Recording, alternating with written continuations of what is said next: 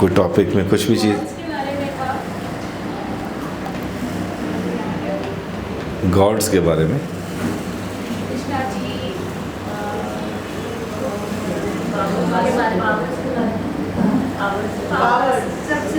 Okay, तो who is the supreme personality God, who is the most powerful. तो हम लोगों ने मतलब गॉड वर्सेस डेमी गॉड की बात की थी कि भगवान कितने हैं और भगवान और देवताओं में क्या अंतर है। चलिए, भगवान कौन थे उस स्लाइड्स के अनुसार, शास्त्रों के अनुसार कौन है भगवान? भगवान कृष्ण जो है परम भगवान है। और पावर्स की अगर बात करें, भगवान के एक्सपेंशंस की बात करें, तो भगवान एक हैं, उनके अवतार अनेक हैं। तो हमने ये भी सीखा था कि कृष्ण और कृष्ण के अवतारों में क्या अंतर है, याद है? तो कैसे याद करेंगे कि कृष्ण और कृष्ण के अवतारों में कैसे भेद है, आपस में अंतर कैसे है, कैसे समझेंगे? क्यों मान लें हम इस्कॉन वालों की बात कि कृष्ण परम भगवान है? याद है किसी को कृष्ण और कृष्ण के अवतारों में क्या अंतर है?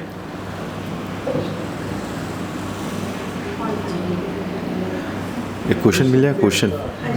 हाँ जी, एक टेम्परेरी रिलीफ देते हैं, एक परमानेंट सॉल्यूशन। वो डेमी गॉड्स के साथ है।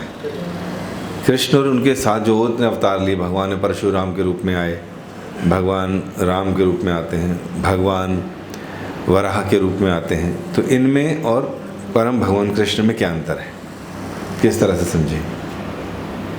एक तो ये सारे अवतार हैं, लेकिन अवतारी हैं कृष्ण, वो परम भगवान है, उनसे ही सारे अवतार होते हैं, याद है? लेकिन कृष्ण तो 5000 साल पहले हुए थे, उनसे सारे अवतार कैसे हुए? जो पिछले वाले अवतार उनसे कैसे हुए, है ना? तो फिर क्या समझा था हमने कि स्पिरिचुअल वर्ल्ड में गोलोक वृंदावन नाम का एक धाम है जहाँ सदैव कृष्ण रहते हैं, वही परम भगवान है। वही अपना विस्तार सबसे पहले किस रूप में करते हैं? बलराम जी के रूप में, याद है? या थोड़ा थोड़ा दिखाऊं दोबारा 5 मिनट?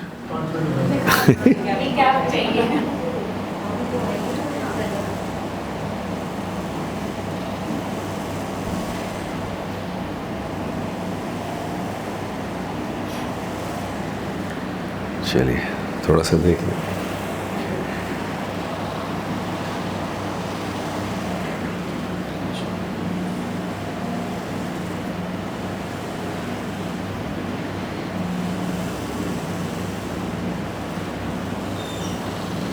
ठीक है, तो बात हुई थी इतने सारे भगवान हैं, किसको माने किसको ना माने, जल्दी जल्दी चलेंगे, ठीक है ना? और इस दूसरा हमने बात की थी कि भगवान को 3 तरह से रियलाइज़ किया जाता है पूरे संसार में। एक निराकारवादी, दूसरे परमात्मा और तीसरे आकार में। बस, थैंक यू। तो इन 3 रूपों में जाना जाता है। और योगी जन कहाँ देखते हैं भगवान को? हृदय में। और कुछ ऐसे भी लोग हैं, चाहे वो भारत में हों, चाहे निराकारवादी हों, चाहे निर्विशेषवादी हों, चाहे आर्य समाज में भी भगवान के रूप को नहीं मानते, या फिर इस्लामिक लोगों की बात करें, वो भी भगवान के रूप को नहीं मानते। तो किस रूप की पूजा करते हैं वो? निराकार। मतलब भगवान एक लाइट हैं और भगवान एक कुछ नहीं है, मतलब भगवान का फॉर्म नहीं है, वो एक शक्ति है, हर जगह व्याप्त है, ज्योति का पुंज है, रोशनी है कोई बड़ी, है ना? तो एक तो ये हो गया। बैठा क्या? सॉरी। तो एक तो ये हो गया। दूसरा है जो लोग ध्यान करते हैं, सारी चीज़ का पालन करके हृदय में परमात्मा का दर्शन कर लेते। कौन बैठा होता अंदर? परमात्मा कौन से वाले? विष्णु जी हैं, 4 हाथ वाले, है ना? और उसके बाद ये सब कहाँ से आते हैं? भगवान के आकार वाले रूप, साकार रूप से। वो कौन है? कृष्ण।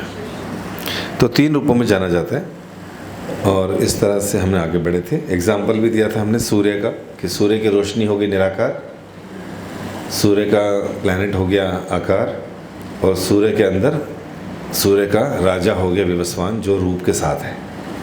ठीक है ना, 3 रियलाइजेशन हो गई। और जो भगवान के शरीर से निकल रहा है जो तेज, जैसे सूर्य से निकल रही है रोशनी, जिसको लोग निराकार कहते हैं, कृष्ण क्या कह रहे हैं गीता में, ब्रह्मणो ही प्रतिष्ठा हम, सामने लिखा है ना गीता के 14 और 27 में। भगवान कृष्ण कह रहे हैं कि ये जो रोशनी है ऑरा, ये मेरे ऊपर ही आधारित है, मैं हूँ तो है ही। जैसे कि सूर्य बोले कि भाई जो रोशनी है ये मैं हूँ इसलिए है, तो गलत तो नहीं कह रहे, ठीक कह रहे है कि नहीं। और उसके बाद परमात्मा वाली बात करें तो भगवान कहते हैं ईश्वर सर्वभूतानां हृदय से अर्जुन तिष्ठति। कृष्ण कह रहे हैं कि मैं जो हूँ सभी के हृदय में स्थित हूँ परमात्मा रूप में। ठीक है, तो ये भी भगवान कृष्ण ही हो गए एक्सपेंशन करके। और तीसरा भगवान ने कहा मेरा साकार रूप है। अर्जुन ने पूछा, है ना, तो भगवान कहते हैं मैं ही सबका आदि अंत हूँ, सबके हृदय में परमात्मा रूप में स्थित हूँ।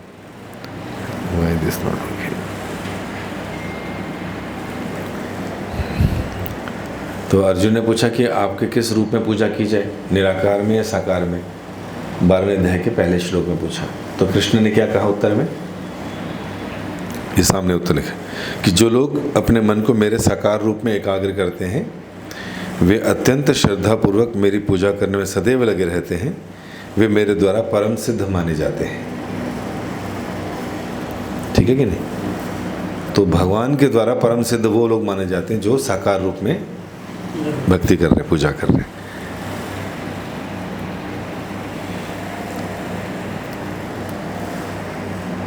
फिर हमने ये समझा था कि भगवान है कौन, जिनके अंदर 6 ऐश्वर्य पूर्ण मात्रा में है। तो ये जिसके अंदर भी पूर्ण मात्रा में है वो भगवान कहलाने लायक है। ऐश्वर्य समग्रस्य वीरश्च यशस्श्रिय ज्ञान वैराग्यश्चैव षट्णम भक्त इति गणा, ये है श्लोक वो।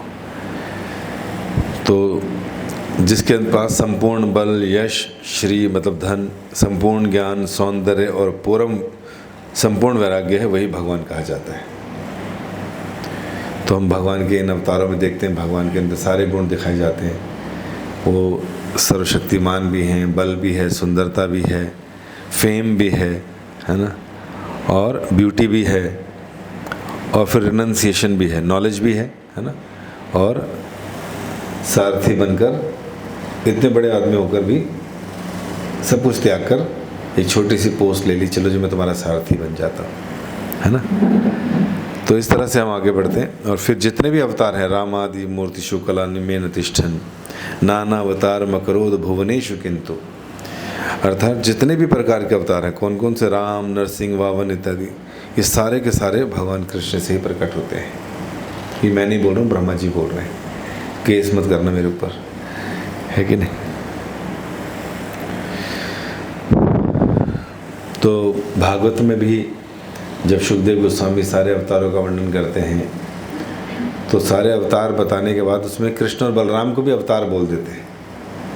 जब 24-22 अवतारों की गणना करते हैं, मत्स्य अवतार, कश्यप अवतार, मीन अवतार ना, और कूर्म अवतार, वराह अवतार, तो फिर जब सत्युग से त्रेता हम फिर नीचे आते हैं तो राम के अवतार, फिर त्रेता में आते कहते हैं कृष्ण और बलराम भी अवतार, फिर आखिर में कहते हैं नहीं कहते हैं एते चांश कला पुंजता कृष्णस्तु भगवान स्वयं, कि ये जो मैंने जितने भी अवतार बताए ये सारे कला और अंश हैं।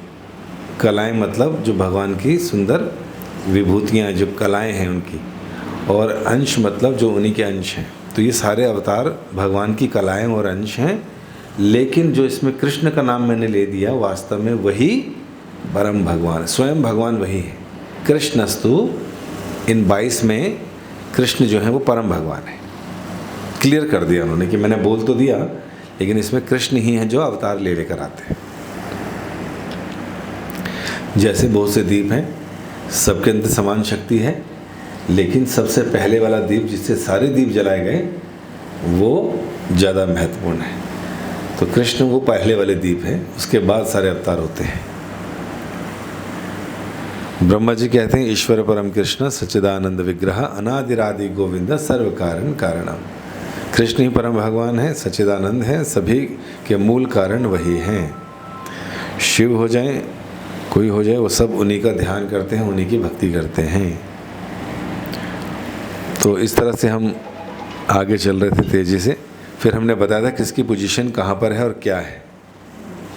हाँ, कैसे कंपेयर करते हैं, सबको एक मान लेते हैं जी, सब बराबर हैं जी, कहीं भी मत्था टेक लो जी, कोई नाराज़ ना हो जाए जी, है ना। हमारी ऐसी वाली भक्ति होती है ना। जैसे घर में अगर सारे बहुत से लोग हैं, ऐसे नहीं कि सारे पिता हैं, क्योंकि हमारे पिता के 2 हाथ हैं 2 पैर हैं, और जिसके भी हाथ पैर वैसे दिखेंगे हम बोल देंगे मेरे पिताजी, ऐसे थोड़ी चलेगा।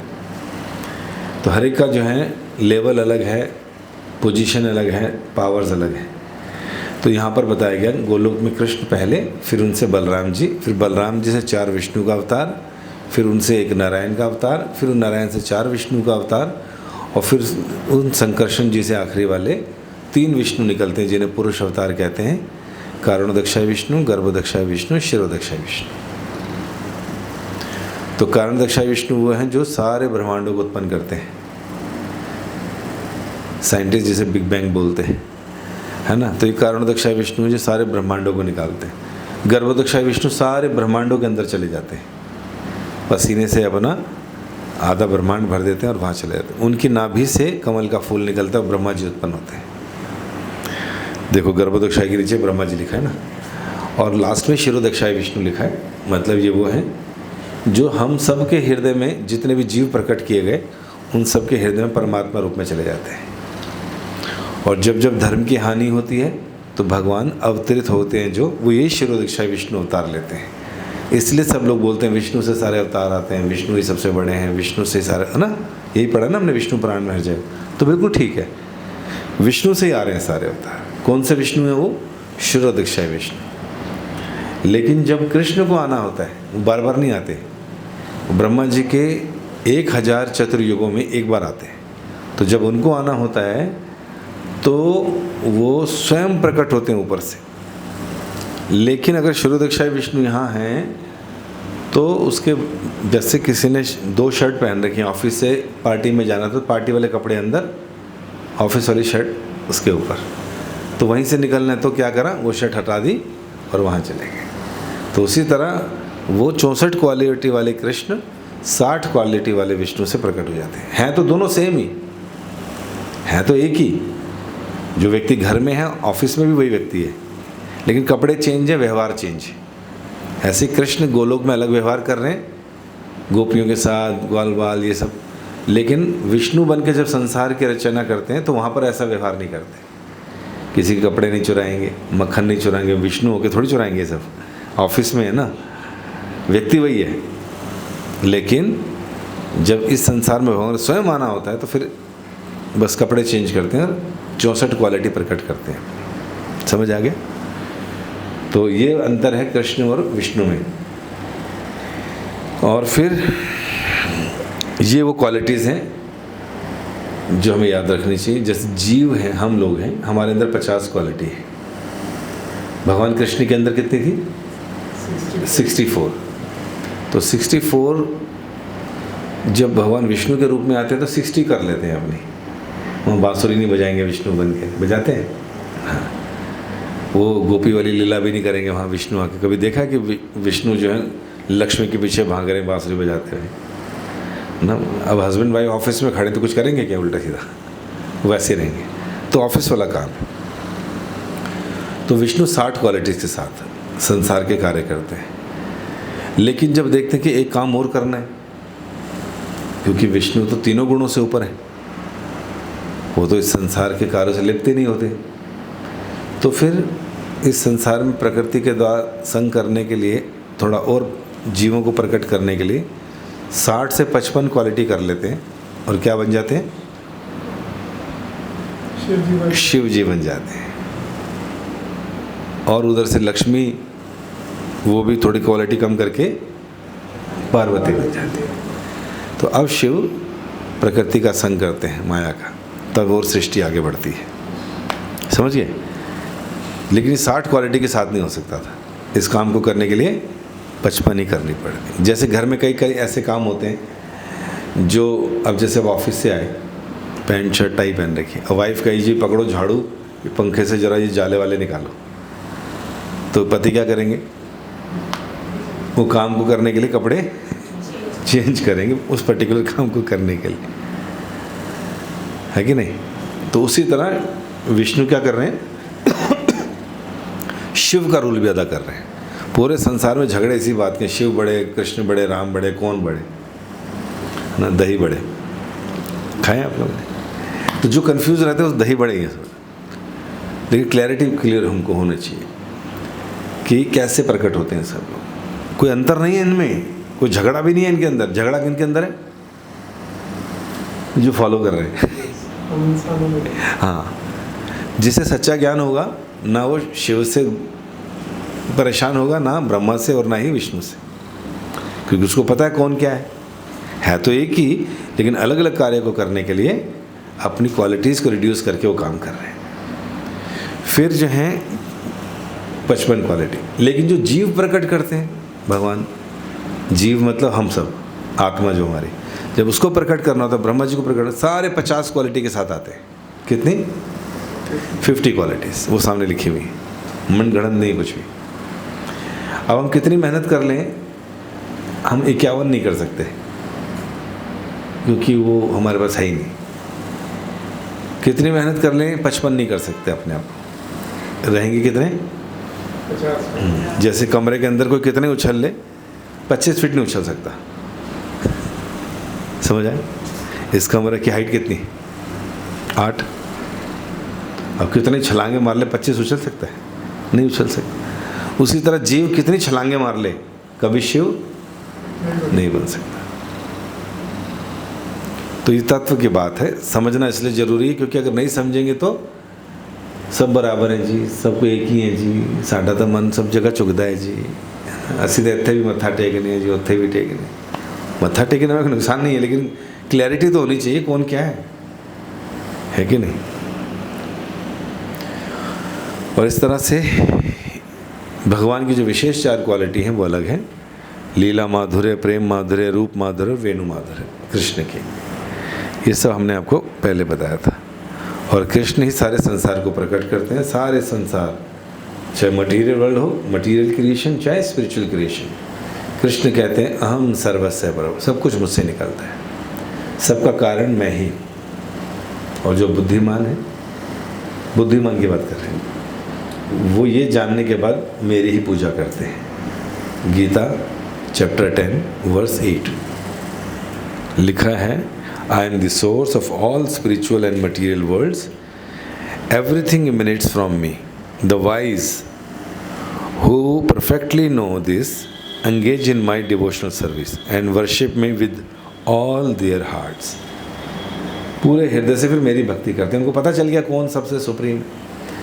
भाई अगर आपके पास अपॉर्चुनिटी है, कमरे में बहुत सारे नोट पड़े,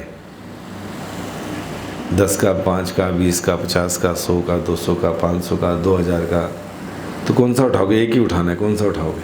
2000 उठा लो, चलेगा नहीं आपका। वैसे बता रहा हूँ।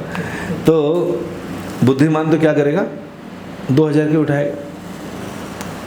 उसी तरह जब ये पता चल गया कि 2000 का नोट खुला कराएंगे, उसमें क्या क्या मिलेगा? 1000 भी है, 500 भी है, 200 भी, सब है। तो फिर हम क्या करेंगे? 2000 का उठाएंगे। तो कृष्ण कह रहे हैं जो ये समझ गया कि मैं ही परम भगवान हूँ और सब कुछ मुझसे ही निकलता है, सब कुछ का मतलब फिर देवता भी मुझसे ही आते हैं, अन्य अवतार भी मुझसे ही आते हैं, सारा संसार भी मैं ही बनाता हूँ। तो जो बुद्धिमान व्यक्ति ये समझ गया, वो फिर किसकी पूजा करेगा? करना ही है तो फिर किसकी करूँ? समझ आया? बाकी 30-40 साल की कंडीशनिंग है, एकदम नहीं जाएगी, है ना? ऐसी तो भी कर देसी, वो भी कर देसी, है ना? तो लेकिन अज्ञानता में करते थे, नॉलेज नहीं थी ज़्यादा। फिर सारे वेद, सारे पुराण यही बता रहे हैं कि कौन परम भगवान है।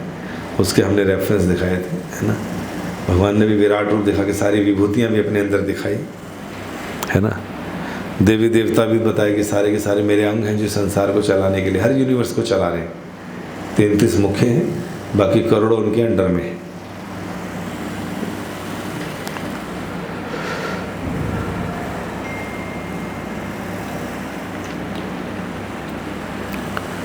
तो ये देवता लोग भी भगवान को नहीं जानते, है कि नहीं? जैसे बच्चे आप लोगों के बारे में ज़्यादा नहीं जानते, कितनी आप गले लगा लो, कितनी समझा लो, लेकिन बच्चे हमारे बारे में पूरा नहीं जानते। तो भगवान कृष्ण कह रहे हैं, ना में विदु सुरगुण प्रभवम ना महर्षया अहम आदि ही देवानाम महिषीणाम च सर्वशः। कहते हैं कि ना तो देवतागण मेरी उत्पत्ति या ऐश्वर्य को जानते हैं, क्योंकि देवता तो बाद में आए, इनको तो मैंने प्रकट किया है, ना तो ये जानते हैं, और ना ही महिषीगण, क्योंकि मैं सभी प्रकार से देवताओं और महिषियों का भी कारण स्वरूप हूँ।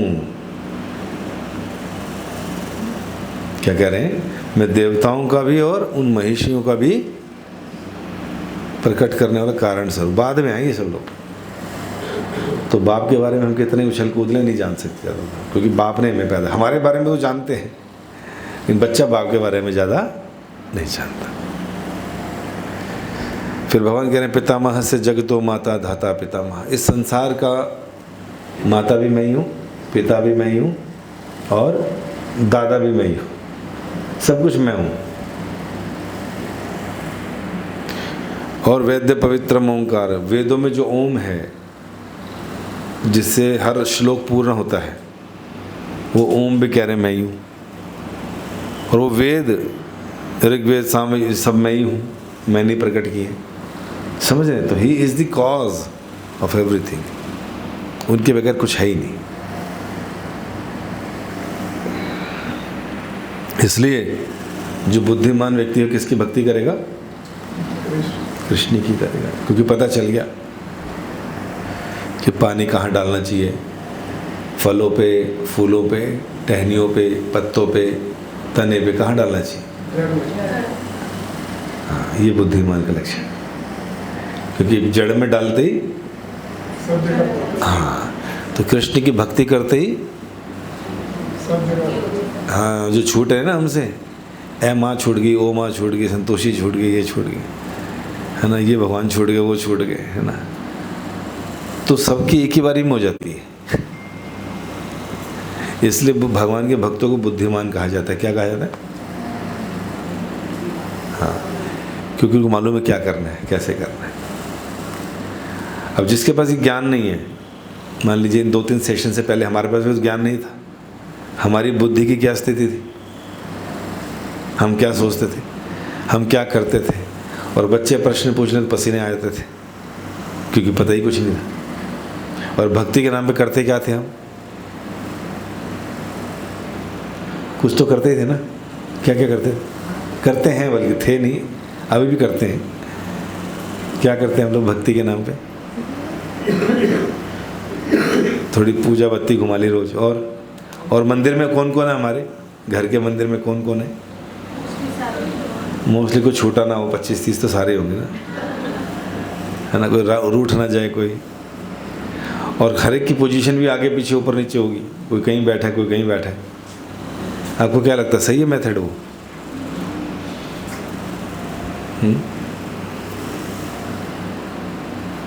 क्या लगता है, वो मेथड ठीक है?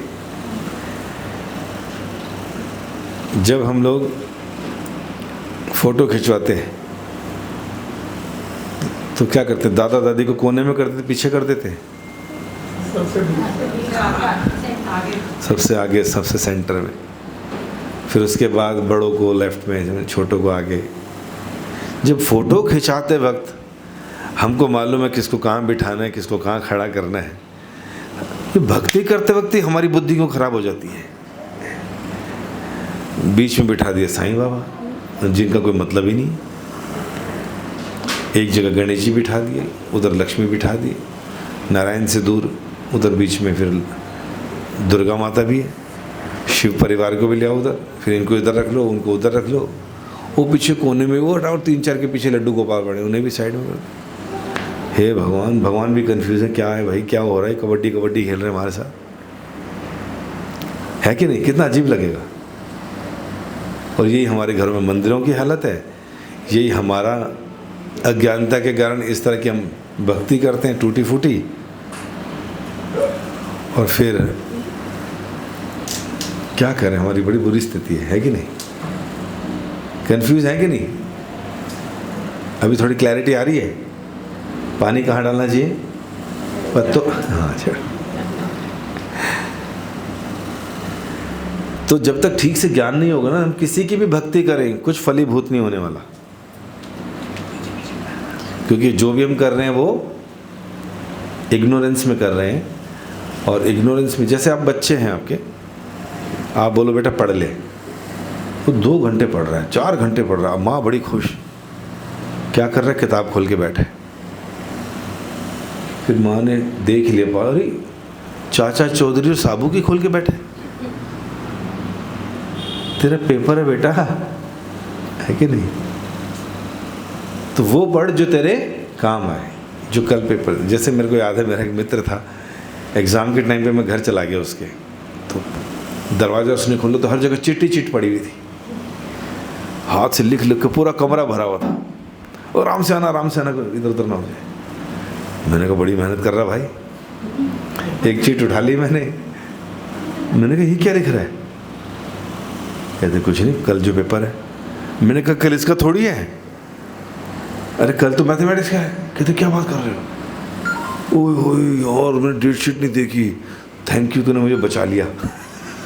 अब ये तो 3 दिन बाद काम आएंगे, अब मेरे को दोबारा बनानी पड़ेंगी किसकी?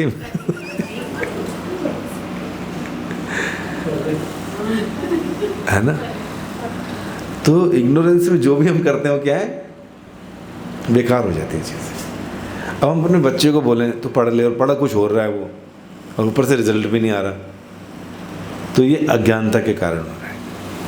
फिर स्कूल में एडमिशन करा दिया, ये नहीं मालूम कौन सी क्लास में बैठता, बच्चे को भी नहीं मालूम कहाँ बैठना है, किधर जाना है। उसको मालूम पड़ा अगर छोड़ में बरामदे में बैठ के घर रोज वापस चला जाता था, तो पास हो जाएगा वो? तो हर चीज़ के पीछे ज्ञान चाहिए, लेकिन भक्ति के मामले में हम सबसे बड़े अज्ञानी हैं।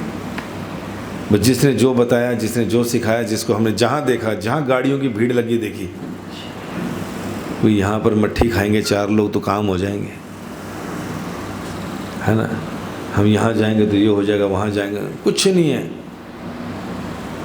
लेकिन फिर भी अज्ञानता में लगे हुए है कि नहीं? अज्ञानता है कि नहीं? कम से कम मान तो लें कि हम अज्ञानी हैं, ये भी ज्ञान है है कि नहीं जी?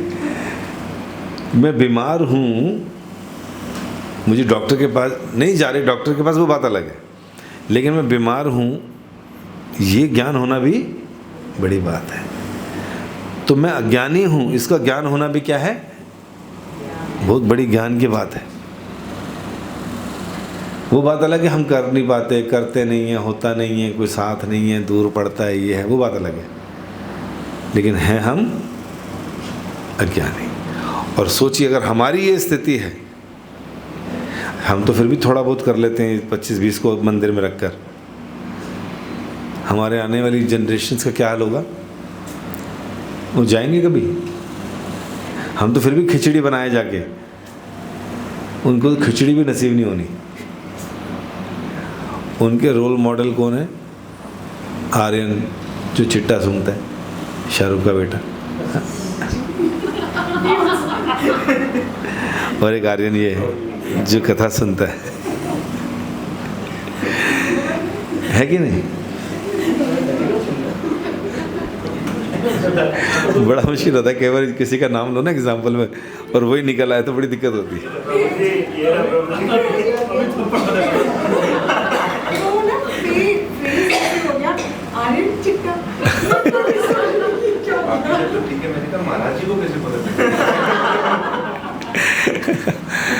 एक बार ऐसी बात मैंने एक व्यक्ति को बोल दिया, मैं मान लो तुम्हारे पिताजी का संतोष नाम है, कहता वही है। तो कई बार ऐसा हो जाता है। तो समझदारी होनी चाहिए। और अब देखो इतना इम्पोर्टेंट नॉलेज है, ये 4-4 महीने में भूल जाते हैं। ये ज्ञान देवताओं को भी नहीं है, समझ रहे हैं, देवताओं को भी नहीं है। श्रीमद् भागवतम में कथा आती है, सारे ऋषि मुनि देवता इकट्ठे हो गए, मीटिंग हुई बहुत बड़ी। कहते भाई कौन है, आखिर कौन है इस सृष्टि का सबसे बड़ा रचयिता, कौन है इस सृष्टि का भगवान? क्योंकि हम ब्रह्मा जी के पास जाते हैं, वो कहते तथास्तु, विष्णु के पास जाते हैं, वो कहते तथास्तु, शिव के पास जाते हैं, वो कहते तथास्तु, मिल जाता जो मांगते हैं। बट इन तीनों में बड़ा कौन है? अब देवता लोग कन्फ्यूज है। देखिए, तो भृगु मुनि को बुलाते हैं, कहते हैं आप तो ब्रह्मा जी के सबसे श्रेष्ठ ब्राह्मण पुत्र हो, आपसे प्रार्थना है कि आप पता लगाओ कि इन तीनों में भगवान कौन है। कहते ठीक है। वो जाते हैं सबसे पहले ब्रह्मा जी के पास। ब्रह्मा जी कहते अरे आओ मेरे पुत्र आओ। वो ऐसे खड़ा रहता है, न प्रणाम, न हाय हेलो, न नमस्ते। ब्रह्मा जी को कहते ये मेरा बेटा ब्राह्मण, मैंने इसको पैदा किया, आज के अंदर इतना घमंड कि मेरे आगे सर नहीं झुका रहा। तो ब्रह्मा जी को बड़ा गुस्सा चढ़ता है, लेकिन वो अपना गुस्सा बाहर नहीं आने देते। चल छोड़ यार, बच्चा ही तो है, तो गुस्सा पी लेते। लेकिन भृगु मुनि को दिखता है कि इनको क्या आया, नाराज है, गुस्सा आया इनको। तो कहते ये तो भगवान नहीं हो सकते, इतनी छोटी सी बात प्रणाम नहीं किया तो गुस्सा आ रहा है। फिर वो जाते हैं शिव जी के पास, कैलाश। कैलाश में जाते शिव जी को देखते हैं। शिव जी कहते अरे आओ मेरे भाई, इतने लंबे समय बाद आए, आओ मेरे गले लगो, पीछे हटो। राख शमशान की, ये बिच्छू और सांप लटके पड़े, नहाते धोते हो नहीं, भस्म लपेटी हुई है, थोड़ा थोड़ा दूर हो जाओ। शिव जी को इतना क्रोध चढ़ता है, कहते क्या देख रहा है ये मेरे अंदर, और त्रिशूल निकालते हैं। क्या निकालते हैं? और कहते हैं आज मैं इस भृगु को यहीं ख़त्म कर देता हूँ। पार्वती रोकती है, अरे हे नाथ क्या कर रहे हो आप, ब्राह्मण देव हैं, क्यों मार रहे हो? तो पार्वती रोकती है। तो भृगु कहते हैं ये भी भगवान नहीं हो सकते, क्या किया मैंने, वो कुछ शब्द ही तो बोले, बताओ बंदा ख़त्म करने के चक्कर में आ गया। तो कितना क्रोध है इनके अंदर खुद ही संयम नहीं है, खुद ही नियंत्रण नहीं है। फिर जाते हैं कहाँ, क्षीर सागर, विष्णु जी लेटे होते हैं, लक्ष्मी जी चरण दबारी होती है, शेषनाग में लेटे थे आराम से। भृगु वहाँ आते हैं, देखते हैं कि क्या करूँ, ना बोल सकता ना कुछ कर सकता, देखेंगे तो यहीं सो रहे हैं, तो जाके छाती पे लात मारते हैं, दौड़ नेत्र खोलते हैं। कहते अरे भृगु, हे ब्राह्मण मुनिवर, मुझे क्षमा करना, मैं आपके स्वागत के लिए खड़ा नहीं हो पाया, और आपके जो चरण हैं इतने सॉफ्ट हैं, मेरी वज्र से छाती पे लगे, आपको कोई दुख तो नहीं पहुंचा? तो भृगु क्या कहते हैं, मैंने अपनी डिग्री बढ़ा दी और हाईएस्ट डिग्री कर दी। हाँ, उसके बाद में विष्णु जी का क्या रिएक्शन था कि मुझे क्षमा कर दो कि मैं आपके स्वागत के लिए खड़ा नहीं था, और आपके चरण मेरी छाती पे लगने से कहीं दुखे तो नहीं। ये है, देखिए, कहते यही भगवान है। ये सारी सभा में आके बताते हैं। तो यहाँ पर भी हम बता रहे हैं कि देवताओं को, ऋषियों को नहीं पता कुछ भी कि कौन है भगवान। किसको पता है? आप लोग अभी पता चल गया है कौन क्या है। तो ये पता होने के बाद भी अगर हम नहीं करते तो हमें क्या बोलेंगे? महान, हाँ? क्या बोलेंगे हमें? बेवकूफ़ी बोलेंगे, शब्द नहीं मिल रहे हैं। तो भगवान परम है, और फिर देवताओं की क्या पोजीशन है ना? तो ये ज़्यादा डिटेल में नहीं जाएंगे क्योंकि मैं करा चुका हूँ, तो आज रिपीटिशन ही चल रहा है। पार्वती पूछती है कि आप किसका नाम लेते रहते? शिव जी से पूछती है, क्योंकि संसार के कार्य करते करते नहीं भी भूल जाते हैं कौन परम और कौन। तो वो कहते हैं आंखें बंद करके मैं नाम जप करता हूँ किसका?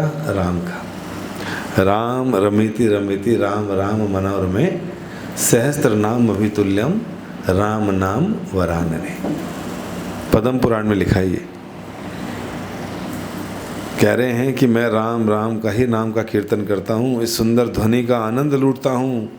रामचंद्र का यह नाम भगवान विष्णु के 1000 नामों के बराबर है। विष्णु सहस्त्रनाम पढ़ते हैं? पढ़ा है, सुना है किसने? तो आधा पौना घंटा लगेगा पढ़ने में, और अगर आपने एक बार राम बोल दिया तो बराबर है। क्या करना है? हाँ जी, नहीं, विष्णु सहस्त्रनाम पढ़ लो। एक श्लोक आ रहा है, उसमें लिखा त्रिआवर्ततु यत् फलम, है ना, एक नाम कृष्णसु। उसमें कह रहे हैं अगर आप कृष्ण का एक बार बोलोगे तो त्रिआवर्ते, अच्छा 3 बार 3000 विष्णु के नाम लेने के बराबर हो जाएगा। क्या? एक बार अगर कृष्ण बोलते हो तो 3000 विष्णु का नाम लेने के बराबर हो। और हम कौन सा मंत्र कर रहे थे अभी? हरे कृष्ण कृष्ण कृष्ण हरे हरे, हरे राम राम राम हरे हरे। कितनी बार राम और कृष्ण आया?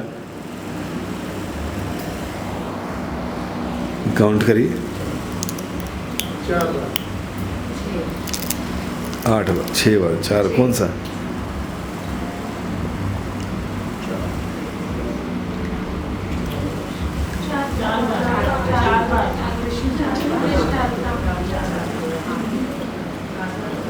ठीक है, 4 बार कृष्ण और 4 बार राम। तो एक महामंत्र बोलने से कितने विष्णु के नाम आ गए? 4 बार अगर राम बोला तो कितने विष्णु के नाम के बराबर हो गया? 4000। 4 बार अगर कृष्ण बोला तो 12000। तो एक बार हरि नाम लेने से, एक बार महामंत्र बोलने से 16000 विष्णु के नाम लेने के बराबर का पुण्य मिलेगा। बोलिए हरे कृष्ण कृष्ण कृष्ण हरे हरे, हरे राम राम राम। तो इसकी अगर एक माला करते हैं तो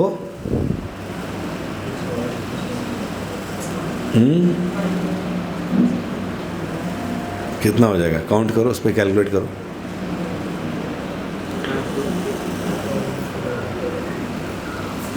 सोलह को 108 से डिवाइड करना, इंटू वो करना पड़ेगा, मल्टीप्लाई।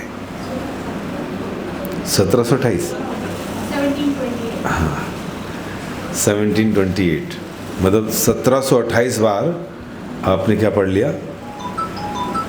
विष्णु सहस्त्रनाम। तो एक माला करने का ये बेनिफिट, 7-8 मिनट लगते हैं इसमें। और अगर 16 माला कर ली तो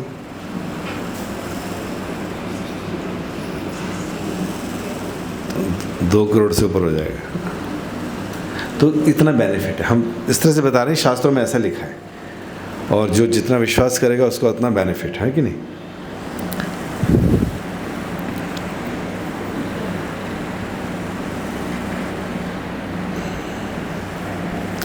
फिर अगर भगवान परम है कृष्ण, तो फिर लोग देवताओं की शरण में क्यों जाते हैं? तो कृष्ण ही गीता में बता रहे, एक तो अज्ञानता रहती है, मालूम ही नहीं करना क्या है, कहाँ जाना है, किससे क्या मांगना है। और दूसरा कह रहे हैं कामस्य हित प्रहत ज्ञान प्रपद्यन्ते अन्य देवता। जिन लोगों की को पर्पस ऑफ लाइफ नहीं मालूम, तो उनको लगता है कि ये संसार मिला है खाने पीने और ऐश करने के लिए, है कि नहीं? तो खाने पीने और ऐश करने के लिए क्या चाहिए? पैसे चाहिए, स्वास्थ्य शरीर भी चाहिए, है ना?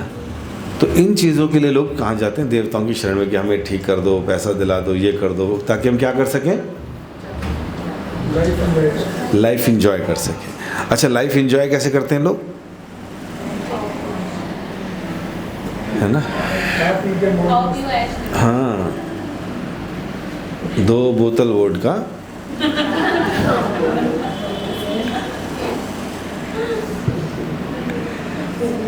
है कि नहीं? यही तो करेगा। जब पैसे आएंगे तो क्या करेगा आदमी? मूंगफली खाएगा, खाली चने की दाल खाएगा, हाँ साग खाएगा, और जब पैसे आ गए तो क्या करेगा? तो टकीला पिएगा, और क्या था ये, वोडका पिएगा, रेड लेबल पड़ेगा पिएगा, ब्लैक डॉग पिएगा, और फिर ऐसा व्यक्ति खाने में क्या खाएगा? अब वो सूअर खाएगा, कुत्ते खाएगा, बकरियां खाएगा, भ्रूण भी खाएगा। भ्रूण समझते क्या होता है? फीटस कई जगहों में एक्सपोर्ट होता है, समझ रहे हैं? फिर वो नशे करेगा, क्योंकि बस सुबह से आकर हम बैठ गए, क्या करना जी, खा लिया, पैसा हो गया, अखबार पढ़ लिया, अब क्या करूं? तो थोड़ी सी लगाएगा, फिर लगाते लगाते नशे बढ़ेंगे, और फिर वो नशे उसको और हैवी नशे करेगा, क्योंकि चढ़ नहीं रही, प्रैक्टिस कर ली इतनी, पहले एक में लग जाती थी, फिर 2 पैक से कुछ होता था, फिर अद्धे से कुछ होने लगा, अब अद्धे से भी कुछ नहीं हो रहा, अब वो बोतल पिएगा, फिर बोतल से कुछ नहीं हो रहा, वो कहेगा इतना 2 घंटे लग जाते हैं बोतल अंदर करने में, कुछ ऐसा दो तुरंत हो जाए, फिर वो गांजा खींचेगा। और क्या होता है, इससे बड़े नहीं मालूम, चिट्टा तो आखिरी में आता थोड़ा, हाँ, तो और 3-4 होने के बाद फिर चिट्टे पे आएगा वो, फिर उस पर स्मैक पर आ जाएगा, कोई फॉइल लेकर उस पर सूंघते हैं ना। हमारे मंदिर में एक आदमी आ गया ऐसे पीकर, वो ऐसे बैठ गया मृदंग ऐसे, उसके बाद उसका जो ब्रेन था पूरी तरह से डेड हो गया 8 से 12 घंटे के लिए। डेड इन द सेंस कि वो बस जिंदी लाश था, आंखें बंद ऐसे, कुछ नहीं सुना जा रहा, कुछ 12 घंटे तक नहीं उतरा। तब मुझे लगा अच्छा ऐसा होता है, समझ रहे हैं? क्या चाहता है, बस थोड़ा सा घूम जाऊं, जर्रा सा झूम लूँ मैं, काइंड ऑफ फीलिंग चाहता है व्यक्ति, है ना। तो जो हम कहते हैं खाओ पियो ऐश करो, वो वास्तव में है क्या? Sinful activities. और इतनी मेहनत करने के बाद पैसा कमाओ, फिर उससे ज़्यादा मेहनत करो उल्टे सीधे ऐब लगाने में, तब जाके इतनी मेहनत करने के बाद व्यक्ति मरने के बाद कहाँ जाता है? हाँ, नरकों में जाता है। तो नरक जाना आसान है मुश्किल है? कैसे आसान? इतना मुश्किल है? पहले पैसे पढ़ाइयाँ करो, फिर पैसे कमाओ, फिर इसको 2 का 4 करो, फिर ये सब करने के बाद ये सब खाओ पियो उल्टा सीधा बताओ, तब जाके नरक में बड़ा मुश्किल से पहुंचता है व्यक्ति। तो आप देखोगे अपने इर्द गिर्द लोग मेहनत किसके लिए कर रहे हैं, कहाँ जाने के लिए?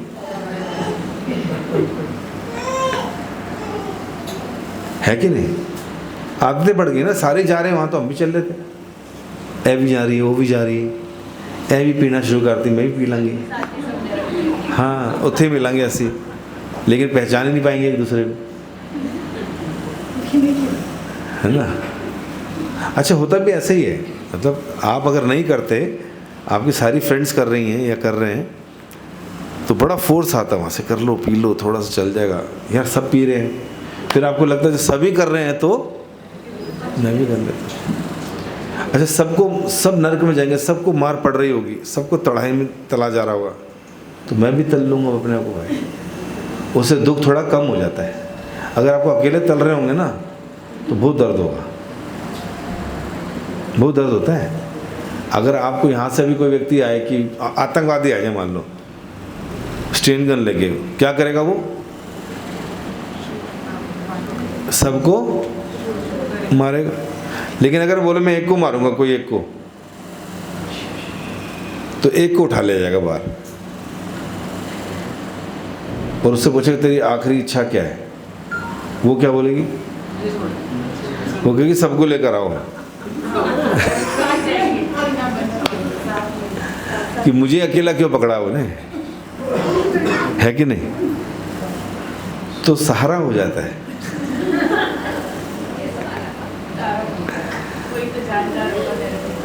ना। तो इस तरह से हम लोगों के ऊपर,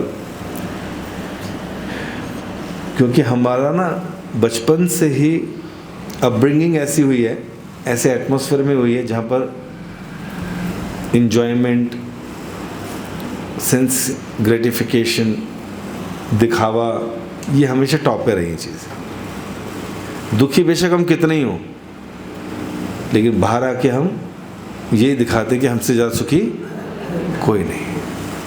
शरीर में 50 बीमारियां लगी हों, बहू बेटी के कई कलेश मचे हों, बेटे की कई दिक्कतें चल रही हों, पैसे की कहाँ लोन और किस्तें कब दिक्कत हो, लेकिन बाहर कैसे प्रेजेंट करते हैं हम लोग? बच्चों का भविष्य हमारे सामने उजड़ रहा हो, हमारी कोई बात नहीं मानता, हमारे सामने बिगड़ रहे हैं, लेकिन बोल नहीं सकते लोग, है कि नहीं? लोग कहेंगे लो ऐना कर रहा है, हो रहा है, बस चक्कर में फंस जाते। तो सारा का सारा माहौल हमारे आसपास का वो केवल इसी मानसिकता के साथ जी रहा है कि खाओ पियो ऐश करो, दिखावा करो। सबसे बड़ा रोग क्या कहेंगे लोग। तो हम लोगों के लिए जी रहे हैं, अपने लिए नहीं जी रहे। और अब इस मानसिकता को छुड़ाने में कई कई साल लग जाएंगे। ये दिखावे की ज़िंदगी हम जीते हैं सो कॉल्ड, इससे बाहर निकलना इज़ वेरी डिफ़िकल्ट। हम सोच ही नहीं सकते सिंपल लाइफ, हम सोच ही नहीं सकते डिवोशन लाइफ के बारे में। हमारा मजाक उड़ जाएगा, भाई इन्नी जी इन्नी कम एज और तुसी माला कर दे पे हो। साढ़े अंकल नू देखो, चाचा देखो, 90 साल हाल से माला नहीं पड़ी, है ना? समझ पा रहे बात को? समझा पा रहा हूँ मैं? हमारी कॉलोनी में शालीमार बाग में अगर कोई माला लेके घूम जाए सड़क पर, क्या रिएक्शन होगा आपका? हम में से कोई घूम रहा हो और आप छत के ऊपर से देख रहे हो,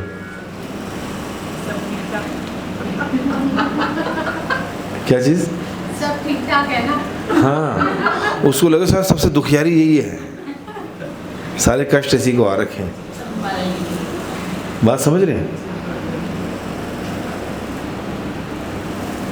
और ट्रेंड उल्टा हो चुका है। आप में से कोई बोतल लेके घूम रहा होगा रास्ते में, गाड़ी में, ऐसे जी मेरे को पूरा लगाओ ना, आपने जितना लिया उतना ही लगाओ। तो लोग कहेंगे ये देखो क्लास है, देखो एंजॉय कर रहे हैं, मुझे भी ऐसा करना है। अपने पति को कौन नहीं माने, गाड़ी ऐसी चाहिए, है ना? समझ पा रहे बात को? तो गलत कामों के ट्रेंड इतने हैवी हैं हमारे ऊपर, मानसिकता पर, चेतना पर। अधर्म इतना हैवी हो चुका है कि धर्म को हम टॉलरेट नहीं कर सकते। समझा पा रहा हूँ? और गलती से मान लो हमारे किसी बच्चे ने कोई माला पकड़ ली, क्या होगा? अभी तो आपको क्या थोड़ा बहुत 5% नॉलेज हो चुकी है, लेकिन फिर भी हमारा रिएक्शन बड़ा खतरनाक होगा अगर बच्चों ने माला पकड़ ली तो। ये कोई उम्र है, मैंने नहीं पकड़ी, तू कैसे पकड़ रहा है? तेरे को फ्यूचर की चिंता नहीं है, तुझे पैसे नहीं कमाने, तुझे टॉप नहीं करना। आज मैं एक ऐसे परिवार से मिला, मतलब मैं बहुत ज़्यादा प्रभावित हुआ कि आज भी शहरों में ऐसे लोग हैं। क्या हैं तो एक्सेप्शन। आप अपने फ़ोन पे कीजिएगा गूगल 2021 यूपीएससी टॉपर। मैंने भी उसी टाइम लिखा, मैंने कहीं झूठ तो नहीं बोल रहा, मैंने लिखा, नाम है श्रुति या स्तुति शर्मा। टॉप किया उसने 2021 में। तो जब उसको विदेश भेज रहे थे तो उसने मना कर दिया, मैं नहीं जाऊंगी। कहते क्यों? कहते मेरा कल्चर ही नहीं और ना संस्कार है ना ये है। कहते अच्छा। और मोदी और सब परेशान की टॉप किया, लड़की जा नहीं रही, बड़ा समझाया नहीं जा रही थी। विपक्ष बोलने लगा भाई क्यों नहीं भेज रहे। उसने कहा मैं अगर जॉब करूंगी तो दिल्ली में करूंगी, मैं दिल्ली के बाद जाऊंगी ही नहीं। तो बहुत मुश्किल हो गई। राष्ट्रपति मुर्मू ने बुलाया उसको कि भाई अगर आप नहीं करोगे तो बड़ा मुश्किल हो जाएगा हमको जवाब देना कि टॉपर जो हैं। फिर उसने बोला कि मैं तो दिल्ली में करूंगी जी, क्योंकि और हमने बचपन से आज तक बाहर का पका हुआ अन्न नहीं खाया। सुना? इतने सालों में हमने आज तक अपनी किचन के अलावा बाहर से कुछ पका हुआ नहीं खाया। फल खाएं जो पकते नहीं हैं गैस पर, हमने नहीं खाया। तो हम स्वपक वो करते हैं, बाहर आज तक नहीं खाया। इसलिए मैं दिल्ली में ही जॉब करूँगी। राष्ट्रपति ने लिखा उसके बारे में कि ठीक है, तू हमेशा दिल्ली में रहेगी, तो को कोई ऊपर की अथॉरिटी कभी देश दिल्ली से बाहर नहीं भेजेगा। तू जाना चाहे तो तेरी मर्जी लगे, और तू ट्रेनिंग कर अपनी, और फिर जब तक मैं राष्ट्रपति हूँ तब तक तू मेरे साथ रहेगी OSD बनकर। तो अक्टूबर में ज्वाइन करेगी। और वो परिवार से मिला मैं, उनके घर में कुछ भी बाहर से खरीदते नहीं वो, उन्होंने सारा पैसा खेती में लगा रखा अपना। 500 गायें हैं, गाय के लिए भी बाहर से कुछ नहीं लेकर आते खरीद कर, क्योंकि इतनी ज़मीन है कि वहीं सब कुछ उगता है और गाय वहीं खाती है। हर तरह का फल, हर तरह का अनाज वहीं उगता है। अब सोचा है हमने कि दिल्ली में कोई ऐसा व्यक्ति भी रह रहा होगा। दूध, दही, गाय का घी सब अपना बनता है। 500 गायें उनके पास, 14 अलग अलग नस्लों की, और बाहर से कोई डोनेशन, चैरिटी कुछ नहीं। सारे बच्चे इतने सिंपल और इतने हम्बल। कहाँ, कौन से देश की बात कर रहे हैं? दिल्ली। तो कहने का मतलब क्या है कि हम लोग ना ये दिखावे वाली ज़िंदगी जी रहे हैं ना, ये ले मरेगा हमको, डूबे। कि हमें जो है अपना भविष्य खुद सुधारना है। हमें मालूम होना चाहिए सही क्या है, गलत क्या है। हमें मालूम होना चाहिए किस चीज़ से मेरा भला होगा, मेरे बच्चों का भला होगा, उनका भविष्य भला होगा। पैसों से नहीं होगा, लेकिन हर चीज़ आज किससे आती है? पैसों से। पैसे हमें थोड़ी देर के लिए टेम्परेरी सुख दे सकते हैं, लेकिन परमानेंट हैप्पीनेस नहीं दे सकते। तो ये तो ट्रेंड बन गया अब। लेकिन आप आज से 200 साल पहले की बात करिए, जब इंडस्ट्रीज नहीं थी तो कैसे जी रहे थे? फार्मिंग के ऊपर ही तो बेस्ड थे। हमारे बाप दादा खेती तो करते थे, लेकिन 150 से 200 सालों में ये जो इंडस्ट्रियलाइजेशन आया, सब सुन रहे हैं, इसकी वजह से जो मार्केट्स उठी, फिर टीवी इंडस्ट्री बढ़ी, एडवर्टीज़मेंट इंडस्ट्री बढ़ी, ऐसी एडवर्टीज़मेंट आई जिसका यूज़ नहीं है उसकी भी ऐड दे रहे हैं। तो पूरा का पूरा सिस्टम जो है ऐसा चलाया जा रहा है, फेक। और उस फेक इंडस्ट्रीज चलाकर इतना गार्बेज निकल रहा है जिसको दबाना मुश्किल, निकालना मुश्किल। बीमारियां, कैंसर, उससे इतना पेस्टिसाइड्स इतने डाले जा रहे हैं, कुछ ठीक नहीं मिल रहा। तो हमने खुद ही कुल्हाड़ी मारी अपने पैरों पे। तो ठीक है, क्या कर सकते हैं? कह रहे हैं कलिर दोषे निधे राजन अस्ति एको महान गुना, कीर्तन देव कृष्ण से मुक्त संगम परम व्रजेत। कह रहे हैं कि कलयुग में दोष ही दोष है। खाने में दोष, रिलेशनशिप में दोष, धन कमाने में दोष, डीलिंग्स इम्प्योर, कॉन्शियसनेस इम्प्योर, हर चीज़ में इम्प्योरिटी है, दोष ही दोष है। कहाँ जा रहे हो आप लोग? एक्सक्यूज मी, नहीं 2 मिनट इसको सुन के जाना। 2 मिनट करक से निकल गया तो आखिरी में पता नहीं चला खून किसने किया।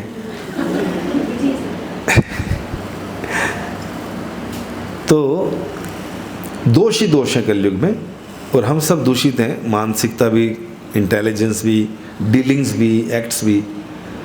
तो उसका हमें दोष लग रहा है, उसकी वजह से हमको रिएक्शन भी भोगने पड़ेंगे। तो कह रहे हैं कलेर दोषे निधे राजन। हे राजन, कलयुग दोषों का सागर है। अगर आप सागर में हैं तो गीले होंगे कितने? पूरे गीले रहेंगे, क्योंकि सागर ही दोषों का है। तो दोष मिलेंगे मिलेंगे हमारे अंदर। तो कह रहे हैं लेकिन इस दोषों से भरे कलयुग में एक महान गुण है, अस्ति एको महान गुण, एक महान गुण है। क्या है वो? कीर्तन देव कृष्णस्य, कृष्ण का कीर्तन, मुक्त संगम, इस मटीरियल से हमारी अटैचमेंट काट देगा। परम व्रजेत, परम का मतलब top most abode of the Lord, भगवान का जो परम धाम है, व्रजेत, वहाँ जाके निवास करोगे। इसका मतलब क्या हुआ? कलयुग दोषों का सागर है, हर तरह से हमारे अंदर दोष ही दोष हैं, लेकिन एक महान गुण है और वो है chanting the name of the Lord, भगवान के नाम का जप करना, कीर्तन करना। हरे कृष्ण कृष्ण कृष्ण हरे हरे, हरे राम राम राम। इस मंत्र का निरंतर जप करते रहिए। ये कलयुग का केवल मात्र एक साधन है जो हमें मुक्त करेगा इस संसार से और भगवान के धाम भेज सकता है। कितने लोगों को समझ आ गया? हाथ नीचे रखो। सबको आ गया? कितने लोग लगता है हाँ कि अगर नाम जप से ही सब कुछ होना है तो हम लोग 1-2 माला तो रोज कर सकते हैं, 10-15 मिनट रोज निकाल सकते हैं 24 घंटे में से। कितने ऐसे लोग हैं? ये हाथ ऐसे उठाओ अगर उठाना है। 24 घंटे में अगर 15 मिनट निकाल सकते हैं सब, तो क्या निकालना है, क्या करना है? हरे कृष्ण कृष्ण कृष्ण हरे हरे, हरे राम राम हरे हरे, हरे कृष्ण कृष्ण कृष्ण हरे हरे, हरे राम राम राम हरे कृष्ण कृष्ण कृष्ण हरे हरे, हरे राम राम राम हरे हरे, हरे कृष्ण कृष्ण कृष्ण हरे हरे, हरे राम राम राम हरे हरे, हरे कृष्ण कृष्ण कृष्ण हरे हरे, हरे राम राम हरे। ऐसे बोलना है और सुनना है। कितने लोग करेंगे रोज? हाथ ऐसे का मतलब क्या है? देख भी ना ले, हो भी ना। तो किसका फायदा है इसमें? अपने फायदे की चीज में इतनी कंजूसी। मैंने कोई लाख रुपए थोड़ी मांग लिया आपसे, दे ना दे। और जैसे हम हर अच्छी चीज़ अपने करीबी को देना चाहते हैं जिनसे हम प्यार करते हैं, तो महिलाओं में एक सबसे बड़ी शक्ति होती है, पतियों से कुछ भी मनवा सकती है। दुनिया भर के काम मनवाए होंगे, लेकिन एक अच्छा काम और मनवा लीजिए। कौन सा? हाँ, उनको बोलो जी आप ऑफिस जाने से पहले एक माला कर जाओ। वो कहेंगे टाइम नहीं है, मरने तक का फुर्सत नहीं है जाने का। तो कहना चलो गाड़ी में जप लेना, लेकिन जप लो, ठीक है कि नहीं? तो आके कर लेना। इसमें किसका फला? पतिदेव का। और बच्चे हमारे जो नियंत्रण में नहीं है, मंत्र का मतलब होता है त्रायते इति मनः, जो मन को तार दे हर प्रकार की एंजाइटीज और कंटैमिनेशन से। तो जब हम बच्चों को भी आदत लगा देंगे इसकी, बेटा कुछ भी हो 24 घंटे में भगवान का थैंक्स करने के लिए एक माला करो, अभी से आदत डाल दो, तो कम से कम 50-60 होने तक कितनी माला कर चुके होंगे, कितना नाम जप चुके होंगे, है कि नहीं? तो बहुत चीज़ें हमने ऐसी दी बच्चों को जिससे उनका भविष्य क्या होगा। ऐसी कौन सी चीज़ दे दी आपने भविष्य सुधारने वाली? हम तो पैसा दे के जाएंगे, प्रॉपर्टियाँ दे के जाएंगे, सोना दे के जाएंगे, है ना, गलत संगतियाँ दे के जाएंगे, तो बच्चे का भविष्य सुधरेगा या बिगड़ेगा? है ना? तो कौन सहारा बनेगा? भगवान का नाम। तो ऐसी चीज़ भी दे के जाइए उसको जिससे उसका जीवन सार्थक हो जाए। ठीक है? सब तैयार हैं? बोले हरे कृष्ण। अभी वो 2 लोग जो जाना चाह रहे थे, जाके वापस आना है या वापस आओगे? खा के आए थे आप लोग?